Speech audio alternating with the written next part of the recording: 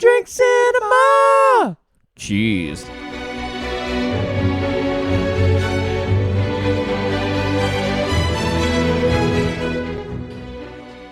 Welcome to another episode of Two Drinks Cinema. We are two out of three brothers reviewing movies 2 drinks at a time. Hello, Brett. Hello, Lee. I almost said, and if you go right back to like episode 2 of Two Drinks Cinema from 2021, I almost said welcome back, which You I'm on did, the which you record as don't not like. liking. No. But But welcome back, everyone. There has been a little hiatus. Welcome Yeah. back. And we've still got all the drinks here. That's why we're here, because we need to get through that. We're not going to do a cocktail though. We have a vodka cruiser, no sugar mixed berry can, Wow, that's a lot of words. Oh, one standard premium drink. triple distilled vodka. That's good. No, we're back. We're going to talk about movies. We're going to Only have a couple of 74 drinks. calories. And so let's have a drink first of all. Let's cheers it. I was a wasn't bit great. reluctant to buy because it's zero sugar, but it's not soda. Like it's not a seltzery one. Cheers. Cheers. Well, it's berry. Yeah. That's actually not bad. Yeah. I could Because it's drink not them. sweet, but it's not like, where's the sweetness? If I wanted to reminisce being 19 years old, I could drink a couple of cruises. That's good. Thank you. Cheers. Very nice, very refreshing.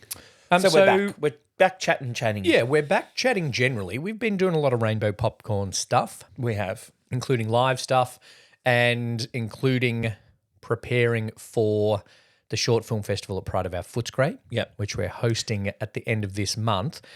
But we've watched some other stuff We have. and done some other stuff to Like do some with heterosexual stuff. screens and stuff. Yeah, stuff with straights in it. Yuck. And we just needed an outlet to Yep. talk about them. Yep. So we've brought back Two Drink Cinema once a month. We're going to do a little kind of just like a Margaret and David. Just come on and talk about what we've watched recently, Yeah. what's in the cinemas. Except less pretentious. Yeah. So we've watched some things. We've Yep. watched some trailers, some things Correct. are coming up that we're looking forward to. Yep. And we're going to chat about them now. And Do, action. do, do, do. Cheers. You know, speaking of that, I have friends who are like, you haven't done Two Drink Cinema a while. Are you not doing it anymore? I'm like, oh, maybe. He's like, I'm like, we're still doing rainbow popcorn. So, like, it's the same. We just are a bit gayer. And they're like, oh, no, but I like the song.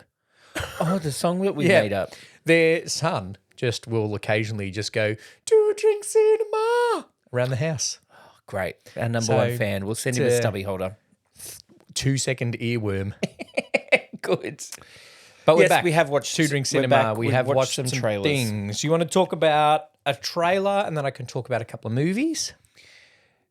Yeah, so we watched the Wicked for Good trailer. Oh, that's coming. Might go and see that. Yeah, I think I want to see it. It's actually, spoiler alert, it's slated for a review on Rainbow Popcorn. You might already be penciled in with In a permanent November. marker. Yep. We're We're going to see it. And we'll go see it more than once. it's Should we do an queer IMAX this time? coded up the wazoo, so why not go and see it? Well, yes, the trailer we looks pretty should gay. Go and see it at IMAX. I will cry. I also will cry. I cried recently rewatching Wicked Part 1. I didn't cry during that. I cried during Defying Gravity because it was good. Yeah, okay. Not in the feels, in the like, oh, In the fuck, it's a good song. visceral And she effect can that it has on you. sing. As Paul Mescal says in a trailer that we're going to talk about later, sometimes music is a physical thing. Yuck. It's Look, good. It's good. Look, It'll do things. It'll make a lot of money. She'll win an Oscar. Great. the song I'm really looking forward to hearing both Cynthia Erivo sing the big I'm not one. that girl. Yeah. I'm Not That Girl reprise. I'm really looking forward to Jeff Goldblum singing I'm a sentimental man. Oh, is that even in that bit? Anyway. No, that's from That's one. the first bit. Maybe he reprises it. Well, he does some other song that's crap. Anyway, they give all the men the shit songs in Does he Wicked. have a little jazzy one? in the That's second what I act. thought. Yeah, some more like ba ba ba ba ba. I'm the wonderful Wizard of Oz. Yeah, Bow, something like bow. that. Diddly-dee-dee-dee-dee. I'm really looking forward to Ba-ba-ba-ba-ba-ba-ba-ba. Yeah. seeing and hearing Cynthia Erivo sing "No Good Deed" I will because get chills and they will multiply. I knew she was good and she was good. And The Wizard and I, her version, I love it. And obviously Defying Gravity, I love. But I recently listened to the Color Purple soundtrack and just some of her emotional belting in that. I was like, No Good Deed's going to be good. It's going to slap, as the kids say. The vibes are going to be immaculate on that song. No cap. No cap. And that's, Apologise. that's going to win her the Oscar. Yeah, yeah, Is Ariana going to win it? Ariana won't win it. No.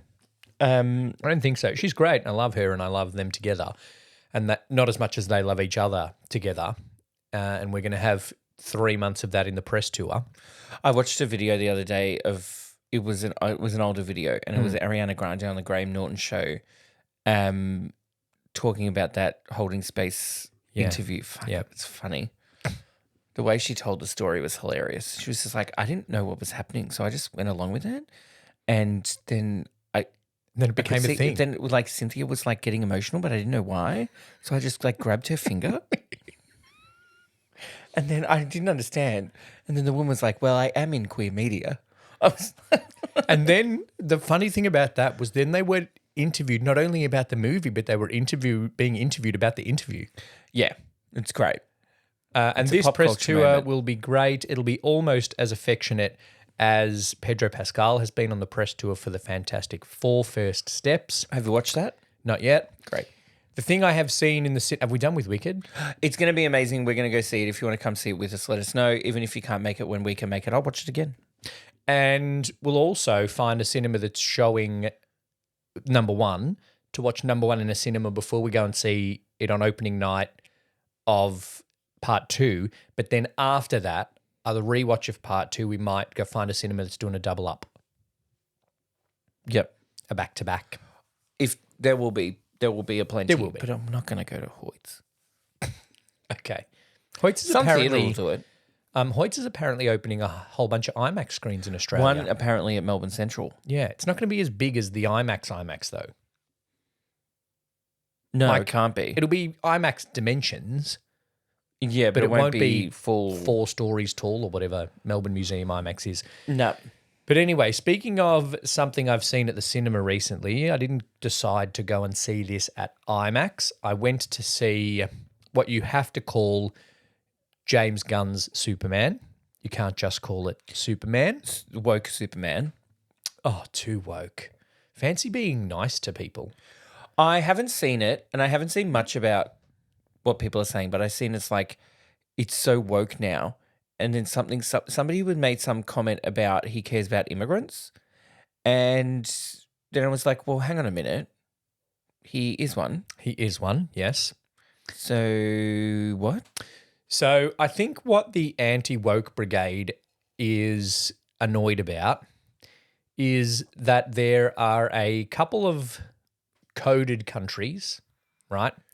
A bit of a Middle Easty coded country Okay. invading a little bit of a South Asian coded country, Okay. right? Yep. And he gets in the middle of that to stop the Arab coded country invading. Okay. And apparently that's woke. Arab coded. Okay. But Yep. also doing something nice because you don't want people to die is also woke. so woke. But he has a girlfriend. Like, it's not, they haven't queered him up or anything. Well, you can't make Superman gay. Batman already is. Superman is a good guy. They haven't. Yeah, he's almost like a Superman. Yeah, but like Like There are Clark Kent is even superheroes. just a nice guy. yeah, but there are superheroes that are superheroes. But Clark Kent and Superman are nice guy superhero and nice guy. Yes. So they haven't made him woke. He just always has been a good person. That's correct. It's just that the people that don't like so-called woke aren't nice. Yeah, people are dumb. So, yep. Let's talk about the movie and not about the red hat wearing commenters in the Facebook comments. The movie is good. It's well made. The script is a little bit clunky. I Okay. feel like if James Gunn wants to keep going, he needs to take a leaf out of George Lucas's book and not write the screenplays himself. Okay. Write the story, direct it, make the whole DCU thing a thing. 20 years after MCU did it, and let someone else write the screenplay, because there are quite a few clunky lines and a couple of moments where I'm like, okay, you're just telling me something that happened in the story. Okay. And that was a bit meh. But the movie looks good. The introduction Seen the cast. of Mr. Fantastic, Hawk Girl, and Green Lantern. In Superman. Well, they're DC superheroes. And this is James Gunn has recently been appointed as the CEO of the DCU, the DC universe. So he is now talking about more and more movies and movies and movies. So he's introducing other little characters. There's the Hall of Justice, and there's a mural in the background of Justice League characters.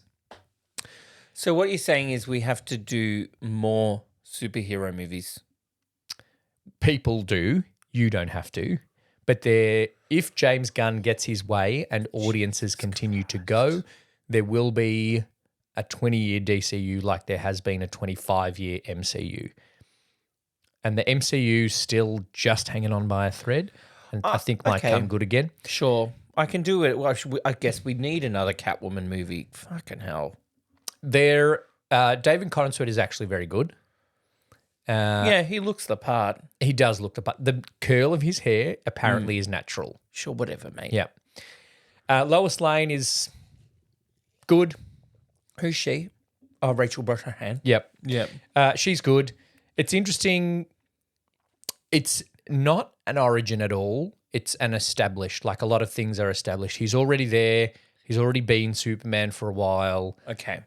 I don't know if this is a spoiler, but like he's already dating Lois Lane and Lois Lane knows, Oh. which never Okay. happened in the Christopher Reeve one, even Superman 4 Quest for Peace. Well, I haven't seen anything beyond Superman 2, so I couldn't tell you. But it's good. And She knows by Superman 2, doesn't she? I don't think she does. Nicholas Hoult is good. Yep.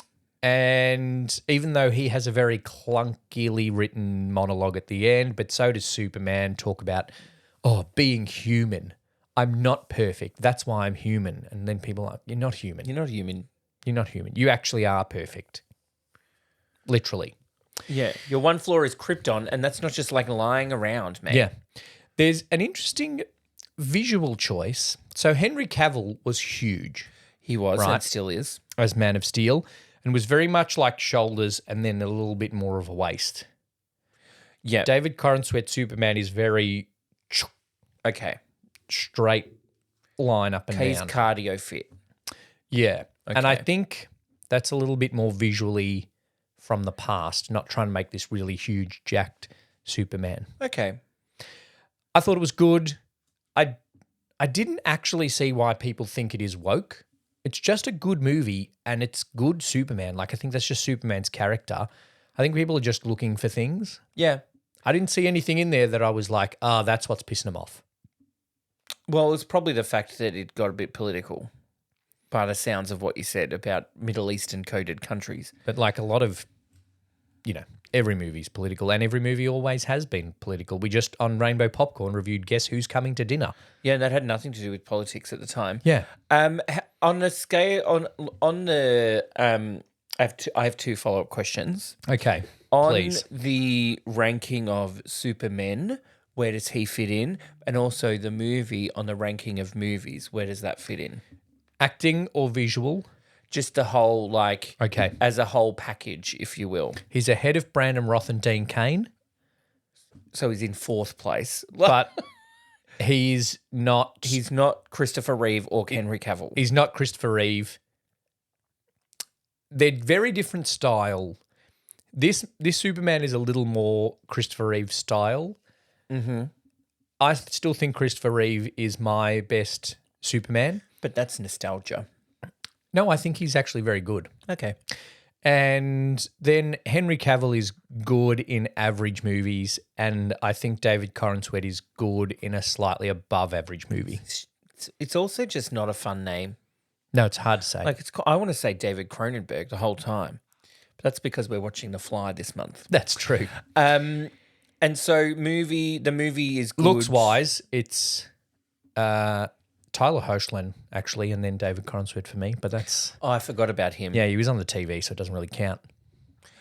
So that's the DCTU The DC television yes, universe DC television with like universe. Arrow and Flash. Some and people Kid call it Flash. the Arrowverse because it started with Arrow and with then Arrow. branched off from there. Right. Yep. Okay. What was your other question? The movies. The movie, like, how does it compare to like the first Superman? I still think the first Superman is the best, and then this one's probably second, and then Man of Steel. Okay, great. I haven't seen one of them, so I can't comment. I do like the inclusion of a bit of John Williams' Superman theme in this movie, Good. and it was good. Did David Corenswet. did he have a clarinet solo? No, he didn't. During the score. No. Okay, that's just for Jonathan Bailey. He's not as good as Jonathan Bailey. Okay, that's unfortunate. Jonathan Bailey, I don't think could do Superman. Those slutty little glasses The on Clark slutty little Kent, though, glasses. different story. That was like during the Fantastic Four press thing here. Yes. And then one journalist was asking questions to Princess Margaret Yep. I can't remember her name and either. Pedro Vanessa Pascal. Kirby, Thank you. who were and- definitely having an affair because she touched him and he touched her Yeah. back. She's actually pregnant with his child. Yeah. That's why they had to write that into the movie. The journal was like, a lot of people commenting about your like cunty face to her, like you're serving, like you just like got this cunty look on your face the whole time during Drew sees this pose, and she's like, "Oh, is that a good thing?" And then Pedro Pascal was like, "Cunty is good, babe." Yeah. Like, okay, great. Wow. That's in the act. Well, that makes us. Oh, that makes me feel better about us asking interview questions. If someone can go to Vanessa Kirby, one of the best apparently MCU movies for a while, and say, "You're really serving cunt in this," and that's okay. Yeah. I think it's hilarious. I just love Jeez. that cunty is a word and it doesn't get beeped out. Yeah. It's not getting beeped out of this show. Unless. It's getting a round of applause. Womp womp. All right, another trailer that we watched. Look, The history of speaking sound. of Queers. queer-coded actors. It's not, yeah. So the history of sound is a movie that's gay and stars two people that play gay a lot but aren't gay, with Josh O'Connor and Paul Mescal. Just be gay. And like I said during the trailer, it's a musical version of Breakback Mountain. Yep. There's my review. Yep. It looks like from the trailer, two guys are at a bit of a loss in life. Two guys, And then one meet can at a play bar. the piano and one can sing, and I feel like has perfect pitch. Well, he can see sound, Lee. He can see music. And so then they fall in love. And then they secretly do the gay sex and then get separated by war. And And it looks like Paul they Mescal have has a families. family. Yeah, so Paul Mescal is Heath Ledger. Well, they both had families in that, but Yep. anyway. So I watched the trailer and you were there. And it looks like an intense movie that's dramatic and romantic. Dramatic. Dramatic. But then at the end I was just like, it doesn't look, I don't know, I didn't watch the trailer and go, oh, I can't wait till that comes out. Because it just looks like AI wrote a gay Oscar bait movie. I think it will be good, but I did get a bit of a vibe of like they just want to write something really good for these guys to play gays together. Because I think they've both played gays, but they haven't played gays together yet. No, so it's interesting that an Irish guy and a British guy are now playing American gays. Yeah. Straights, an Irish straight and a British straight supposedly. Yeah. are playing American gays. I think they'll both be very good. Even the bits in the trailer But this is the role that Jonathan Bailey could do. should do. Because, he can sing. He can sing and he's a homosexual. Yeah. But also, like, we just watched Jonathan Groff in A Nice Indian Boy. Yeah. Also. He can also sing and he's a homosexual. There's actually a few homosexuals that can sing. They're called Broadway actors.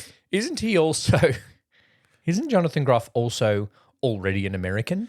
Yeah, like Broadway actors. Yeah. That other one. The other one. The third one. There's plenty of them, and they should be cast. And look, you're getting to the point where straights shouldn't be playing gays anymore. Luca Guadagnino's even casting gay actors now. When what? And I don't know, I just heard something. His next movie, he's Stop the press. He's cast an actual gay, and we've talked about that on Rainbow Popcorn, the fact that he made a movie called Queer and didn't cast a single queer person in it.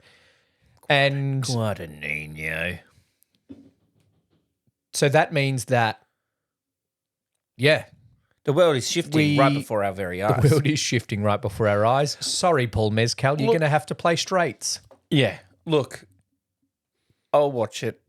We'll go and see it, and we may review it for Rainbow Popcorn or for Two Drink Cinema. Yeah, I think that it just looks a bit obvious what they're trying to do. Probably one of them's going to die. Yeah, I got that from the trailer. And But not of AIDS, so that's refreshing. yeah, well, it was the oldie times. Pre-AIDS. AIDS hadn't been I don't know invented. what war. World War One? One. Yeah, okay. Because they were on the wax cylinders recording music. And they So were in a that's saloon. The That's a 19... big, they were Oh, big in the 1910s. Were they? Maybe it's earlier than that. Well, the 1800s, that's when Back to the Future 3 was. And they had a saloon in 1885 Yeah, and that saloon might still be there today. in Hill Valley. Well, I don't think it is. It became the Cafe 80s by 2015. There you go. Progress. Anyway, on what was it called? History of Sound. The History of Sound. Paul Mezcal, Josh O'Connor. Yep. And one woman of colour. That's all we saw in the And trailer. I heard Chris Cooper's voice and couldn't pick who it was, and then thank God it said it during the credits because it would have been so annoying. Academy Award winner. Academy Award winner. Another movie that I have watched that was very good, and unfortunately I missed this at the IMAX. Okay. Sinners. Oh, I need to see it. It is very good They reckon like early Oscar buzz. for Michael B. and Michael B. No, for the whole thing, Off the movie. the movie, but it's horror. Yeah, but And if The Substance taught us anything, there's a whole... Yeah, I guess The Substance is horror with story and a point. It's undertones, maybe not undertones. It's themes of race are very strong, obviously. It's set in the South. Michael B. Jordan and his twin brother, Michael B. Jordan, come back from Chicago with the whole lot of money that they stole from Al Capone and open up a juke joint. yep.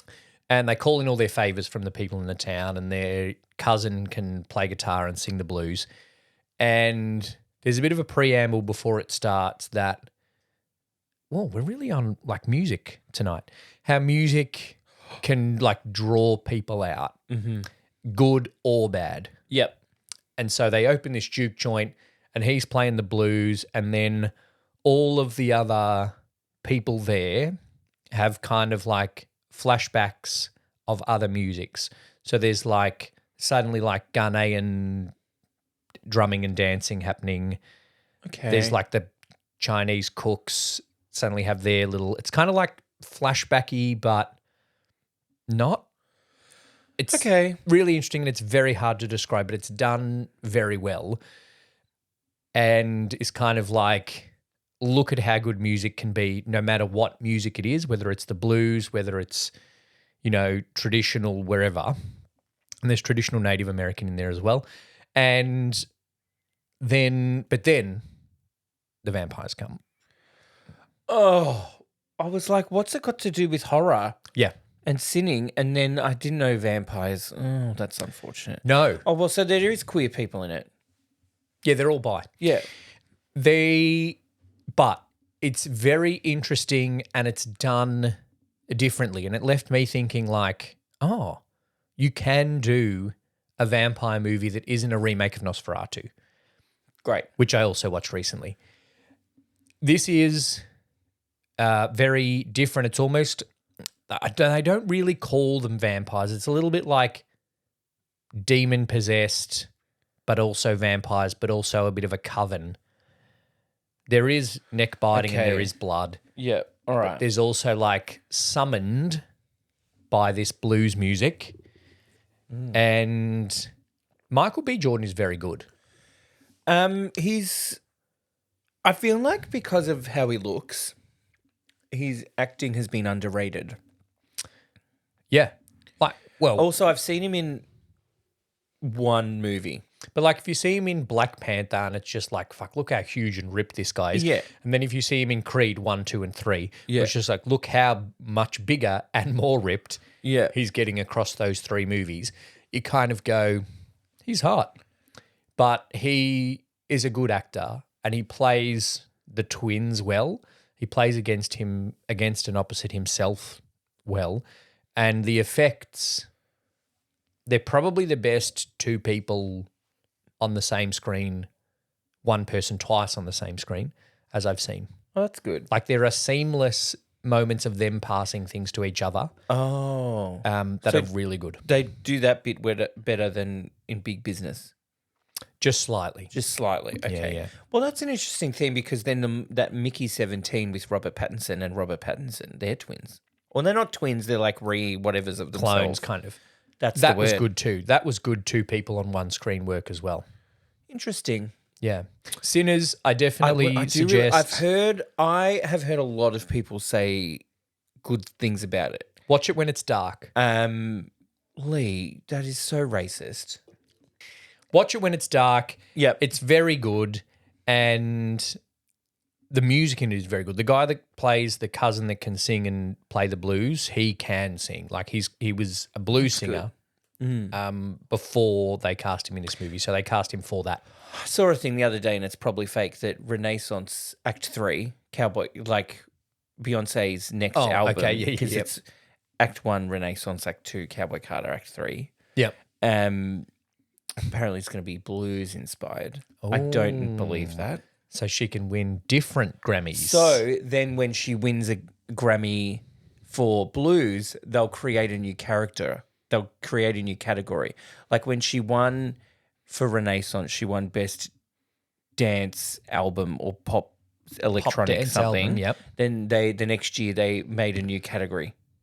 Then she wins Best Country Album, and now there's Best Traditional Country Album and Best Country Album. So the whites can still So- win country. There you go. There you go, Morgan Wallen. You can still win your fucking awards. Changing the game. Oh, speaking of country, there's this country artist I really like named Casey Musgraves, and she's touring, and I want to go see her. Oh, Anyway, country. Speaking of music, speaking of music, I recently, as along with a lot of Australians, yep.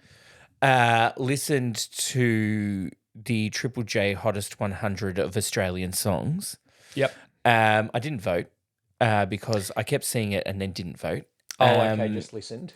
And so I listened to all 100. Oh, well It started at 10 a.m. and went till whenever. And I did that whilst making Lego. So it was a great Saturday. Very at my Australian. house. It was shit weather outside. So it was an interesting thing. So, because what I was thinking, Triple J, very Youth. youth, Alternative. Yep. left, the woke left. And And so I was like, oh, this could be interesting. I thought that it might not be a full actual good list of classic Australian. I thought it would be very much a lot of like Tame Impala and Do you know what happens though? Like Triple J will play their alternative, local, little indie stuff all Yep. year, right? Yep. Then it gets to the hottest 100 each year, and it'll be like Taylor Swift and Yeah. Chapel Roan. like Taylor Last Swift year it was and the Chapel Wiggles Roan. and Chapel Roan. Yeah. And actual Triple J listeners that listen to the J's, as the kids call them, Because there's double as well. for the alternative and the indie are like, well, fuck, now I have to listen to Chapel Rowan Yeah. or it'll be fucking Pink Pony Club next year. Maybe Yeah. I'll vote. So So I think this top Australian songs of all time is a whole lot of people that don't really listen to Triple J just going, I fucking love Cold Chisel. I'm going to fucking vote. I'm going to vote so the woke left don't choose fucking Hilltop Hoods. But what happened in the top 10? Let's not do the whole 100. We don't Well, no, have because time. it was interesting. And Just we're not a music general, podcast. Just a general. So it was at one point. I was like, "Where are the women?" Oh, okay. You start with Screaming Jets, and you're like, "Oh fuck, all right." Anyway, yeah. then Midnight Oil, and you're like, "Oh, okay, maybe we are going to go this way." But it was interesting for an like alternative and a kind of younger crowd that would be voting or Yep. listening to Triple J, that it was still very much just white rock men. Yeah. So there's a few in there, and you're like, oh yeah, I remember this song. Oh, I remember watching Freak by Silverchair on Rage. Yep, This yep. is great. And then there were some other ones that you're like, never heard this song before, but this is quite nice. So a few people that made it on a few times, but top 10 was interesting. So there are a few that are like, oh, haven't heard this yet. It's going to be in there. The most interesting thing to me that John Farnham, You're the Voice, Not in the top 10. not in the top 10. It was like 15th, and I'm like, that's a little low. But the one I thought should have been higher the most was Joker and the Thief by Wolfmother. It was like number 40 something. That's a great song. Oh, that's a bit low. But yeah, 10. There's a risk with this that people forget songs. Oh, I forget songs all the time. Like when we were going through, I forgot about this. Well, I didn't forget the song existed, but I didn't think it would be that high. You know what I mean? Like I probably would have forgotten about Joker and the Thief. Well, I would have just voted 10 times for Torn by Natalie Imbruglia. And then when I would have listened, I would have heard Joker at the Thief at 45 and been like, oh, that's too low. And then I didn't vote for it. Yeah. Yeah. I reckon there's a lot of people every year, and with this, of the top 100 that do that. Yeah. They just be It's like, a lot of stuff. That's a good song. I should have voted for that one. So shout out to my friends in our running gag of To Her Door by Paul Kelly. So I was giving them regular updates, and it was number 22. So that was good. That is a good song.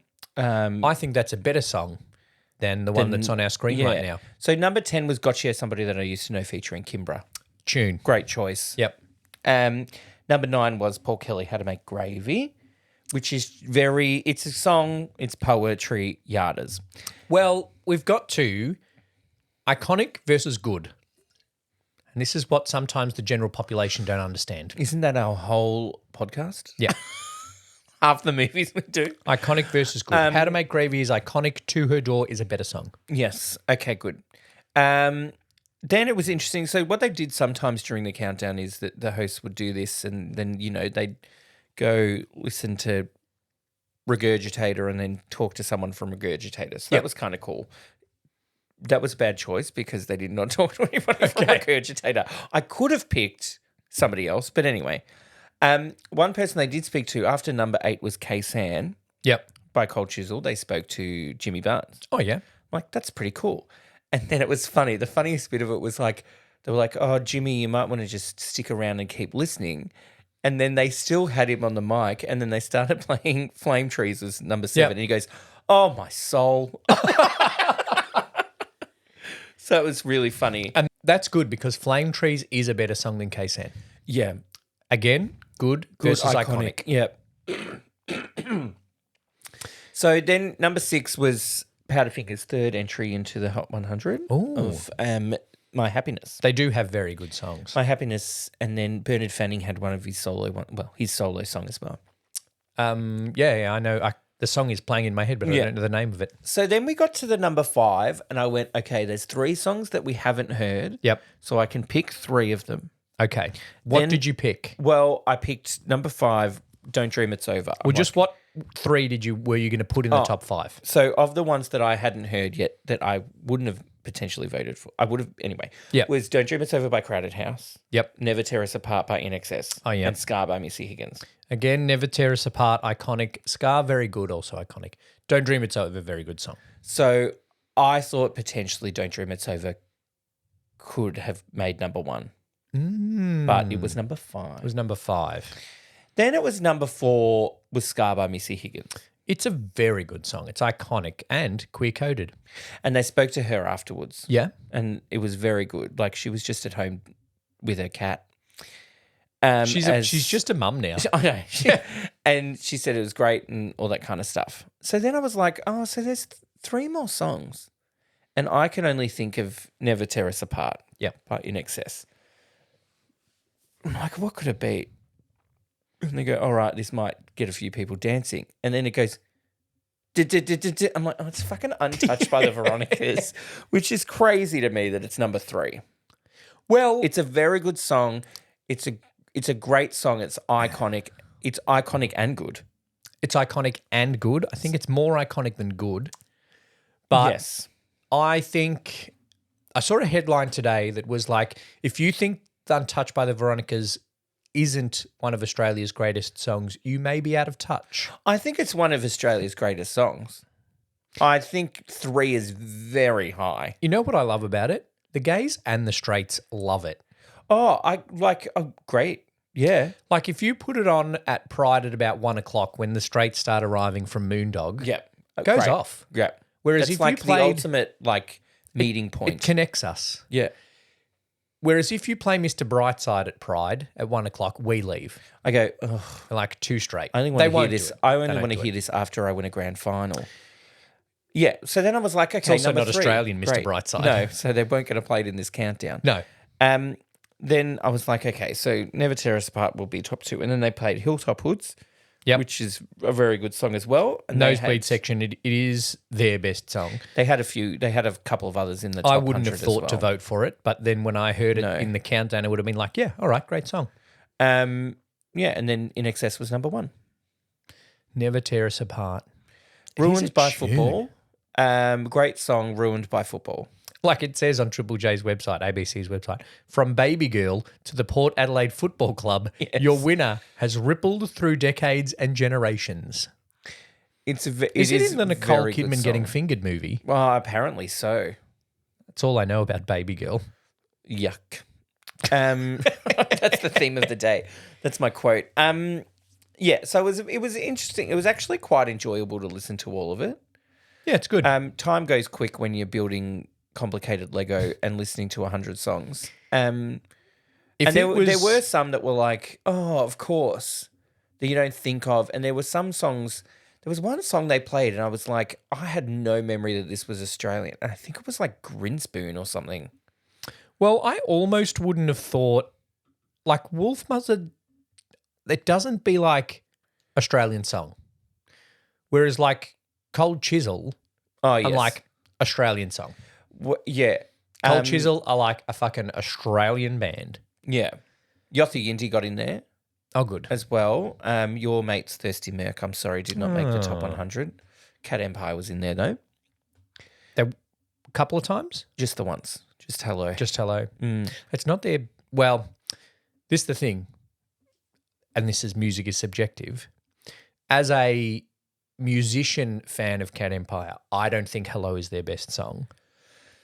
And Yeah. Cat but it's their Empire most popular. are at their best live. Yeah.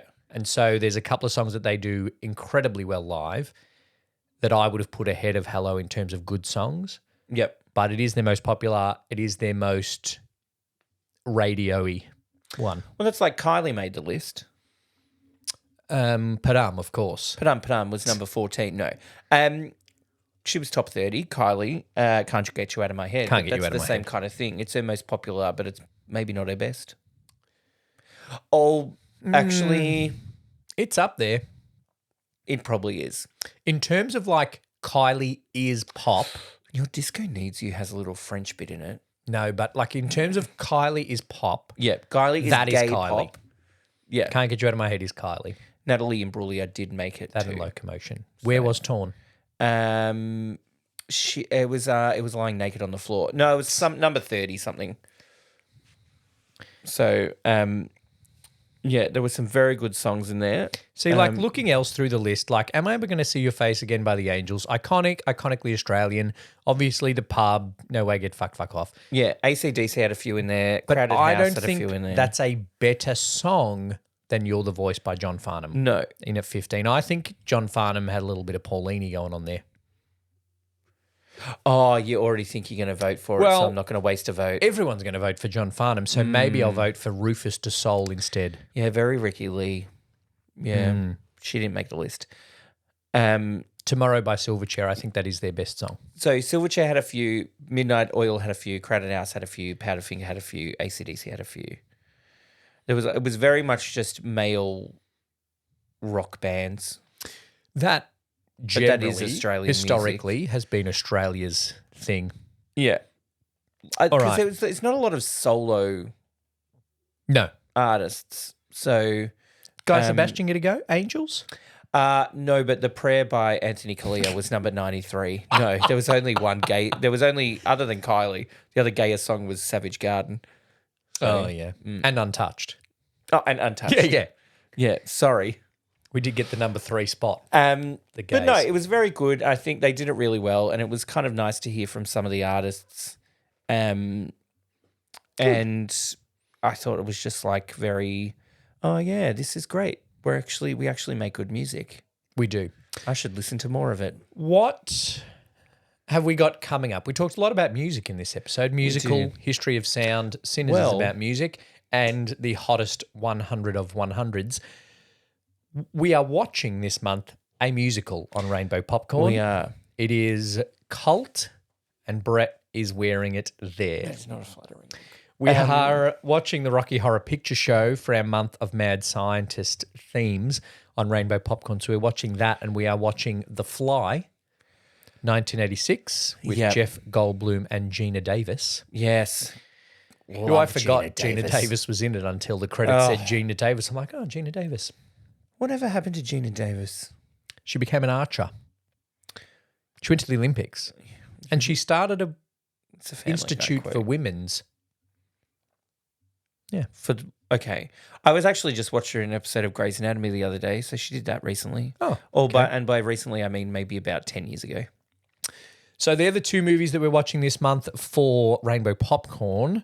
We are also co-hosting, starting late this month, Pride Short Film the Festival. Pride Short Film Festival at Pride of Our Footscray. I'll put a link to that in the episode description. You can go to prideofourfootscray.bar/events Yes. to find it. Some great local queer filmmakers in amongst that. Yep.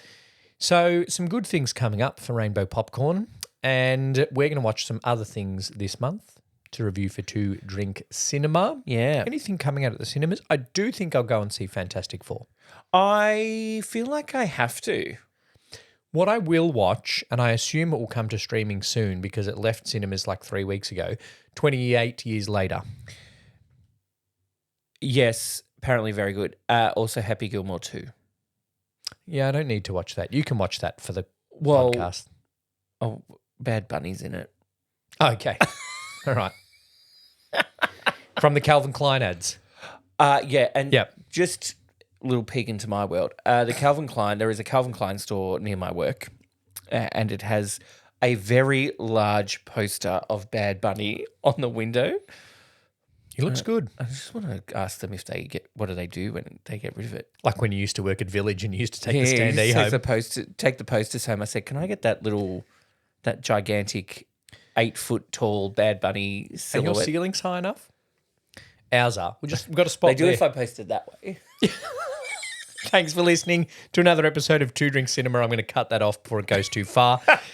Subscribe to Two Drink Cinema. If you're listening for the first time, welcome. There's a whole bunch of movies that we've talked about in the past that you can go back and listen to by hitting subscribe.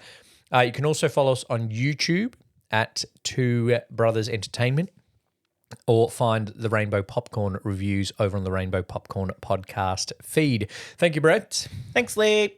Cheers. Thanks for listening to Two Drink Cinema. We would like to acknowledge the traditional owners of the land on which this podcast was produced and pay our respects to elders past and present. If you'd like to support the podcast, either leave the tip or become a member for early access to these episodes by using the link in the show notes. Join the Facebook group for more chat about the movies we review, and make sure you follow us on the socials to keep up to date. Hit the subscribe button and leave us a review on your podcast app. Happy viewing and drink responsibly.